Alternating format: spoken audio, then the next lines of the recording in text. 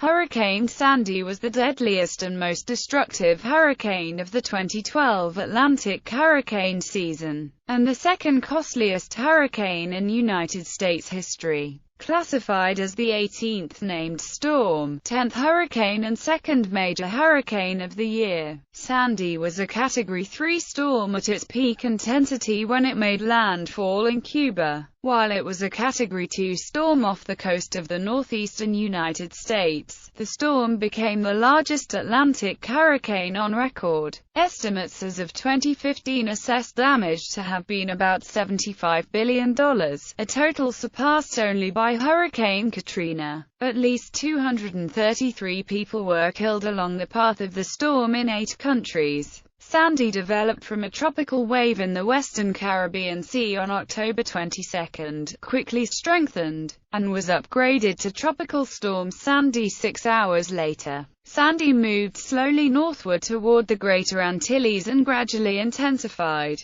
On October 24, Sandy became a hurricane, made landfall near Kingston, Jamaica, re-emerged a few hours later into the Caribbean Sea and strengthened into a Category 2 hurricane. On October 25, Sandy hit Cuba as a Category 3 hurricane, then weakened to a Category 1 hurricane. Early on October 26, Sandy moved through the Bahamas. On October 27, Sandy briefly weakened to a tropical storm and then re-strengthened to a Category 1 hurricane. Early on October 29, Sandy curved west-northwest and then moved ashore near Brigantine, New Jersey, just to the northeast of Atlantic City, as a post-tropical cyclone with hurricane-force winds. In Jamaica, winds left 70% of residents without electricity, blew roofs off buildings, killed 1, and caused about $100 million in damage. Sandy's outer bands brought flooding to Haiti, killing at least 54, causing food shortages, and leaving about 200,000 homeless. The hurricane also caused 2 deaths in the Dominican Republic. In Puerto Rico, 1 man was swept away by a swollen river. In Cuba, there was extensive coastal flooding and wind damage inland, destroying some 15,000 homes, killing 11, and causing $2 billion in damage. Sandy caused 2 deaths and damage estimated at $700 million in the Bahamas. In Canada, 2 were killed in Ontario and an estimated $100 million in damage was caused throughout Ontario and Quebec. In the United States, Hurricane Sandy affected 24 states, including the entire eastern seaboard from Florida to Maine and west across the Appalachian Mountains to Michigan and Wisconsin, with particularly severe damage in New Jersey and New York. Its storm surge hit New York City on October 29, flooding streets, tunnels and subway lines and cutting power in and around the city. Damage in the United States amounted to $71.4 billion.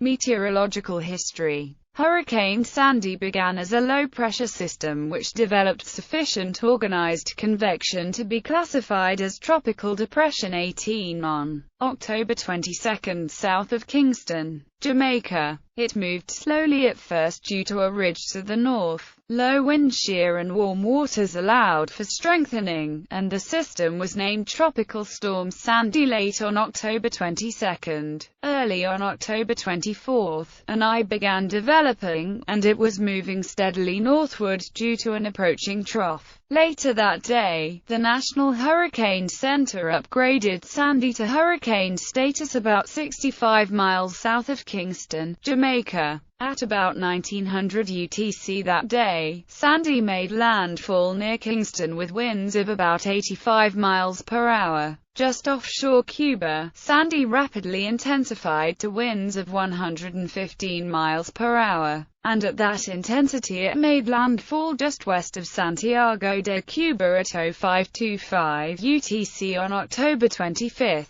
After Sandy exited Cuba, the structure became disorganized, and it turned to the north-northwest over the Bahamas. By October 27, Sandy was no longer fully tropical, and despite strong shear, it maintained convection due to influence from an approaching trough. The same trough turned the hurricane to the northeast. After briefly weakening to a tropical storm, Sandy re-intensified into a hurricane, and on October 28 an eye began redeveloping. The storm moved around an upper-level low over the eastern United States and also to the southwest of a ridge over Atlantic Canada, turning it to the northwest. Sandy briefly re-intensified to Category 2 intensity on the morning of October 29, around which time it had a wind diameter of over 1,150 miles. The convection diminished while the hurricane accelerated toward the New Jersey coast, and the hurricane was no longer tropical by 2100 UTC on October 29. About 2.5 hours later, Sandy made landfall near Brigantine, New Jersey, with winds of 80 miles per hour. During the next 2 days, Sandy's remnants drifted northward and then northeastward over Ontario, before merging with another low-pressure area over eastern Canada. Forecasts on October 23, 2012. The path of Hurricane Sandy was correctly predicted by the European Centre for Medium-Range Weather Forecasts headquartered in Reading, England, nearly 8 days in advance of it striking the American East Coast. The alert noted that the storm would turn west towards land and strike the New York, New Jersey region on October 29.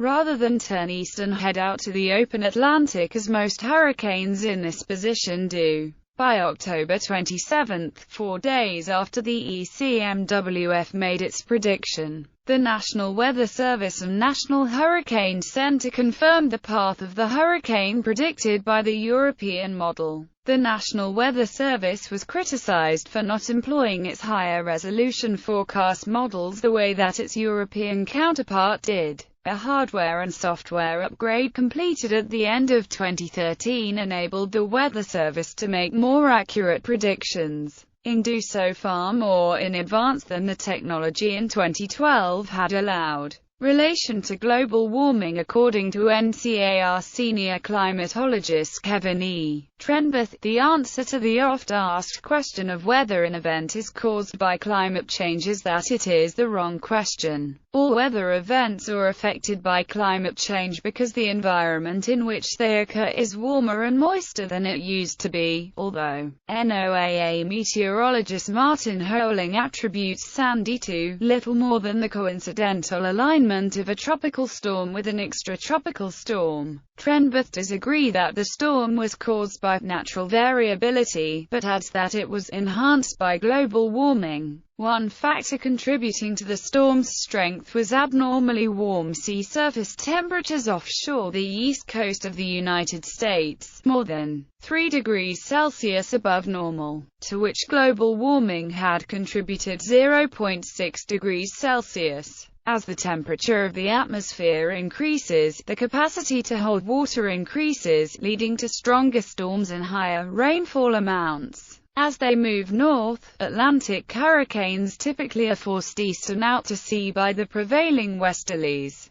In Sandy's case, this typical pattern was blocked by a ridge of high pressure over Greenland, resulting in a negative North Atlantic oscillation, forming a kink in the jet stream, causing it to double back on itself off the east coast. Sandy was caught up in this northwesterly flow. The blocking pattern over Greenland also stalled an Arctic front which combined with the cyclone. Mark Fisher T. of Scientific American said that the jet stream's unusual shape was caused by the melting of Arctic ice. Trenberth said that while a negative North Atlantic oscillation and a blocking anticyclone were in place, the null hypothesis remained that this was just the natural variability of weather. Sea level at New York and along the New Jersey coast has increased by nearly a foot over the last 100 years, which contributed to the storm surge. Harvard geologist Daniel P. Schrag calls Hurricane Sandy's 13-foot storm surge an example of what will, by mid-century, be the new norm on the eastern seaboard.